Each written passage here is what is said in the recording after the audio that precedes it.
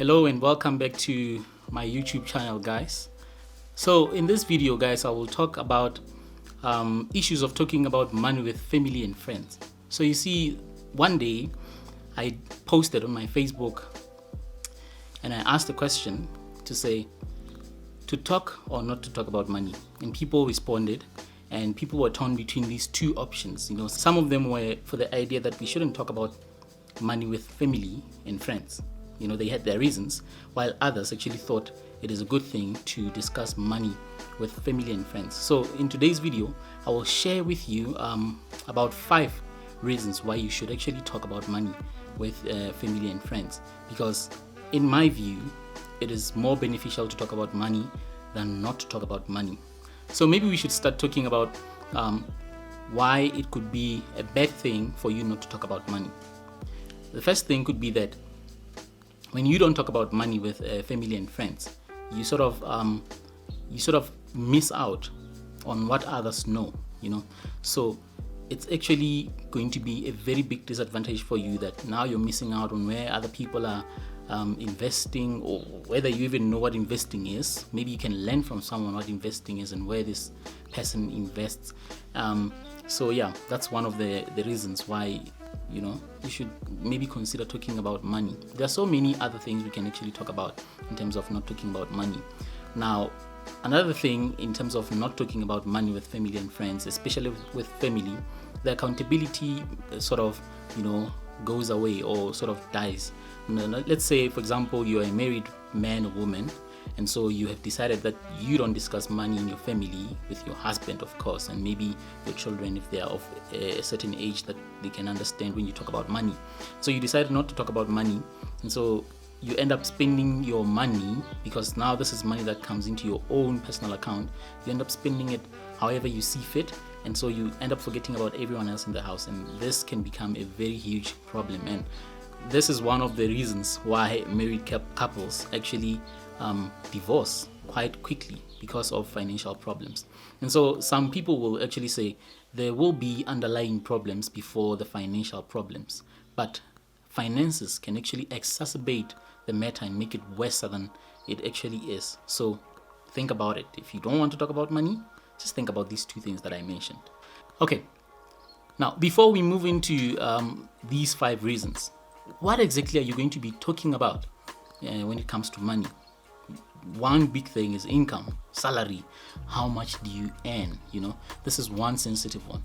And on this one, I'm a bit, in between, because with family, and by family I mean immediate family, like your wife, your parents, maybe, depending on your relationship with anyone. Actually, according to me, it depends on the kind of relationship that you guys have in the family. Now, with your wife or husband, it is non-negotiable. You have to talk about your incomes.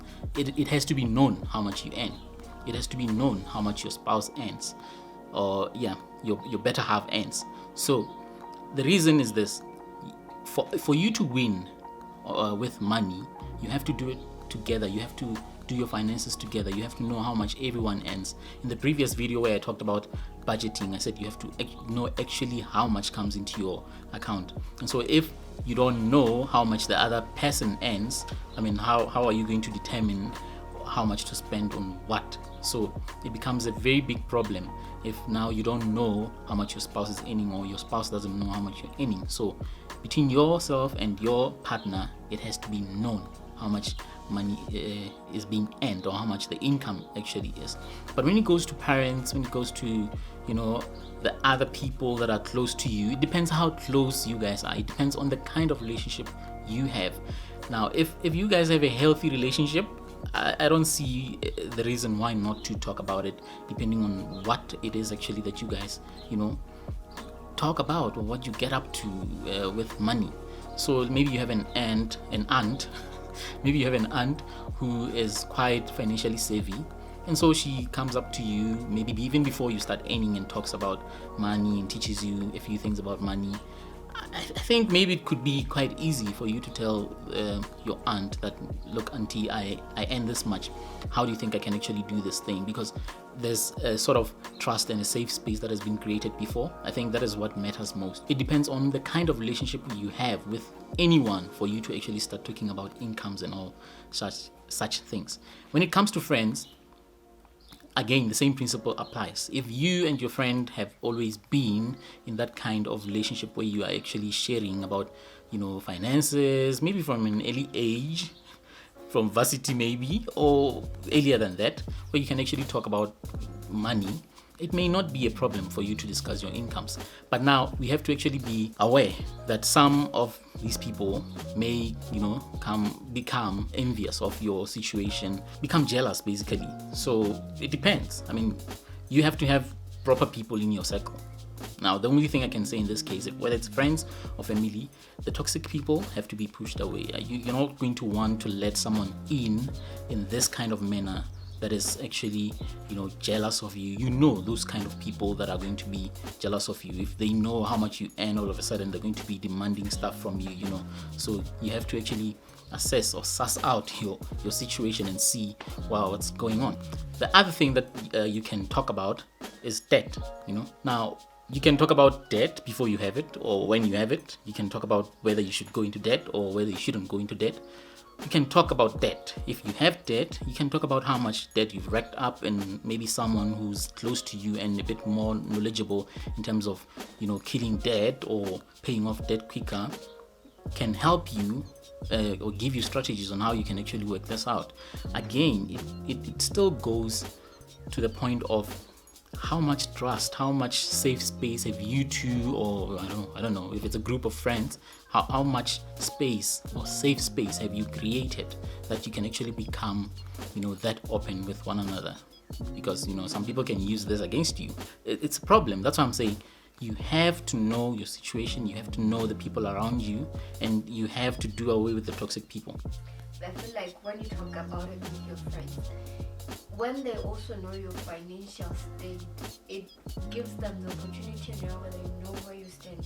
Don't go like, let's go to this fancy places, even why I'm on when I'm you can't, like, you don't know about order the sushi. We were sure because now you cannot. Why are you not on set? And also you want to like show them.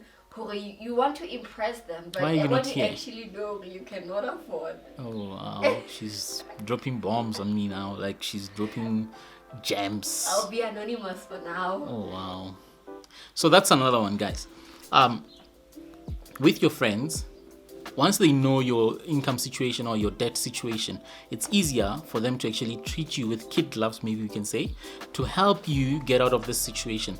Now, if you are a group of friends and you guys like going out and, having some drinks, buying sushi, like my wife says, I mean, they have to understand that if you are in debt, it will help if they know you're in debt, that they can't expect you to be paying or buying sushi, man. I mean, well, I don't know. Apparently sushi is expensive.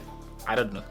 But apparently sushi is one of those, top of the shelf kind of food that is quite expensive. And so your friends, when they know your debt situation, now it's going to be easier for them to actually help you out and maybe choose affordable places with you in mind to say, okay, guys, we have a good friend of ours who's in a bit of a rough patch right now, so we can't go and do the normal things. Let's go low budget, and the morale can actually help you get out of this situation. So this is the power of talking about money. Wow. Actually, I think I'm getting into the reasons you should talk about money, but we'll get to that. Don't even worry about it. Now, another thing that you can talk about is your spending patterns. Talk about what you spend on so that you actually measure yourself up to the other people next to you, right? To say, am I spending too much? Am I spending, I don't think you can spend too little. I'm frugal, so when you spend too little, I'm very happy about it. But you can actually look at other people next to you and check whether you're actually spending, ridiculously high amounts of money. So you can actually have some reference point if you talk about money. If you don't talk about money, you won't even know who spends what on what or how much on what. Now, let's move into the 5 reasons that I've prepared why you should actually talk about money on a very serious note, guys. The first one, when you talk about money with your family and friends, you're going to be in a better position to learn about budgeting tools and tricks from other people, or tips in general when it comes to money from other people. Because if you are thinking you're the smartest person, amongst the people that are around you, then there's a problem somehow. There's this saying, I don't know if it's a saying or some author wrote it, but if you find yourself to become the smartest person in the room or in a group of friends, you have to make sure that you ditch that group of friends and find a new group of friends that is going to have something to teach you, right? You have to keep leveling up, because if you're going to be there and think you're the smartest person, now you don't want to hear what anyone has to say, you're going to be missing out on valuable tricks and tips from other people, because you can't know it all. You cannot know it all. Even if you read 1,000 books, there can still be one extra book that can have something that will still be beneficial to you. So this is reason number 1. You learn some tricks from other people, and you learn about tools and apps maybe that can help you manage your money better, track your spending, and all these things. It's quite important. Let's move on to the second reason why you should actually talk about money with family and friends. In the case where maybe you are in a job and you have some friends, some colleagues, you can actually find out, especially for those who are in the corporate world, you can actually find out if you are getting underpaid for your services, right? Because in corporate, it's a very tough world, right? Where people actually negotiate their own salaries, and you find that you're doing the same things, and you are just going to be cut out, or you're just going to earn less than someone who's doing the same job as you are. And now if you're in the habit of talking about money with your colleagues or your incomes, now you're going to actually find out, and it helps a lot in this case, because you have to realize that you guys are going to work as a unit, and so you will actually move on together. So you will be able to actually know that, no, in this company I'm being underpaid, so it's either I leave or I can actually go and negotiate my salary so that I get what I deserve. The third reason why you should talk about money with family and friends, you can actually remove myths and these misconceptions that people have around money, that money is evil to start with. You can actually help a lot of people to stop believing this, because I believe that the reason that most black people are still having trouble with money is that we think talking about money is rude, or it's a taboo, or we have so many beliefs around money, or that money is the root of all evil. All these things, when we normalize talking about money with family and friends, can actually be eliminated. And so we can actually learn from everyone, or learn from each other quite easily in this case, because now the myths are gone, the taboo that is put around money is gone, or the impoliteness that we sort of think lies in the money conversations is now gone. So everything will be easier. It will be easy if everyone understands that all these myths are just nonsense. They're just nonsense.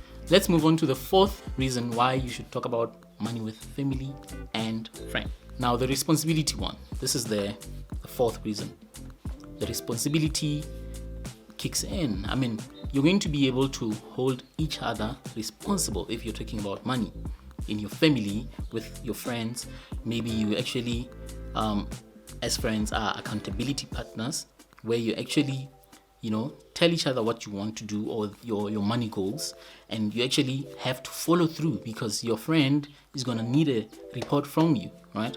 Or if you are in a family situation, married, you can actually talk about money so that you plan together, so that you budget together, so that everything is done together. So if somehow you find yourself now going astray, you know that there's someone who's going to ask me about what I did with this money. So the accountability sets in, and so you become more responsible, because you're accountable to someone else. You don't want to disappoint the people you love if you're normal.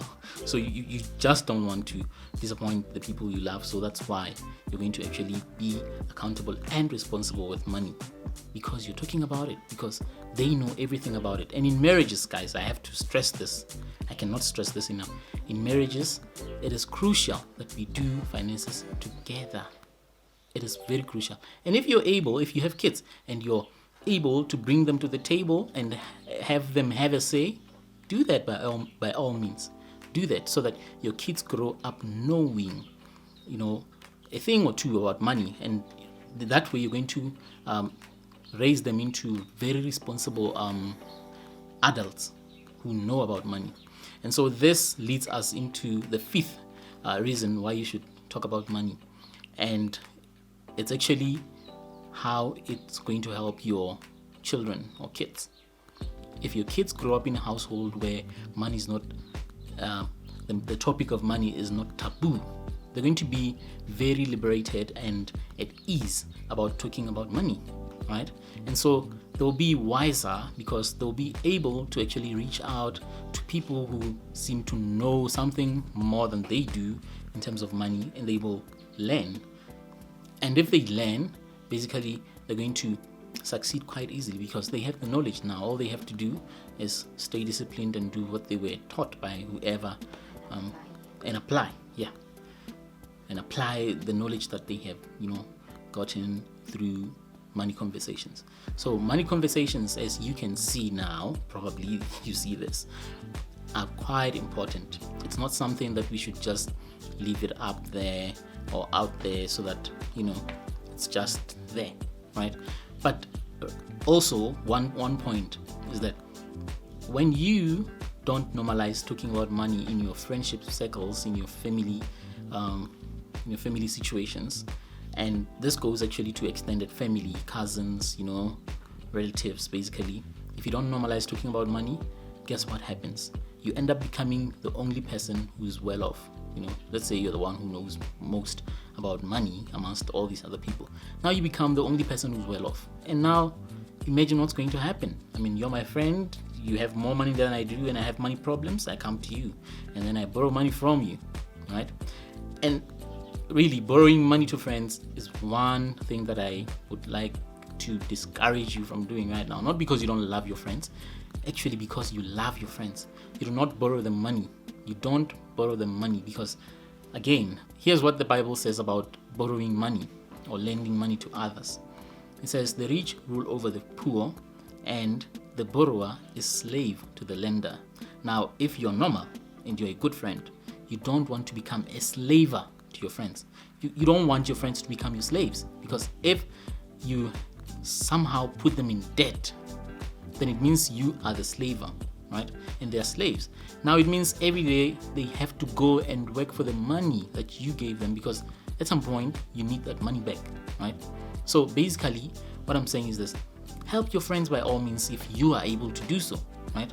Do so, but be in the habit of giving money instead of borrowing it to your friends and family members. Just give it to them if they need this money, and you have that kind of money, because on this channel we actually talk about systems to put in place for you to actually have money, things like an emergency fund and all these things. At some point, some of us will like to, someone like my wife actually, she would like to set up a black tax fund. You can actually do things like this so that when your friends and family members are in trouble in terms of money, you simply pull money from there and you give it to them.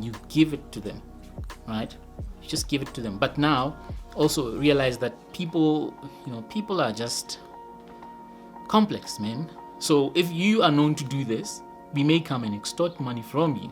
So you have to be quite specific on what is enough to actually get you to get money out of your fund, you see. So it is very important that you determine things like this. But think about it. Not talking about money is more dangerous than talking about money. If you are going to talk about money though, make sure you're surrounded by people who, good people. Toxic people are just going to mess things up for you. You will actually feel miserable for talking about money with them. Now they will know how much you're earning, Now they want you to give them money at every turn. That is extortion. Now you end up fighting with everyone, right? So if you don't talk about money too, they won't have money and they will come to you for it. And so now that's going to be a big problem as well, as I have mentioned. Now this brings us to the end of our video today, guys. And if you liked what you heard in this video, I'd like you to push that like button. Just push it, just gently, or maybe smash it, whatever. Just smash it, and then I'll appreciate that a lot, as it supports and grows my channel. And thank you very much for watching. And if you're new, hey, don't forget to subscribe. Just subscribe to my channel. And thank you again for watching this video.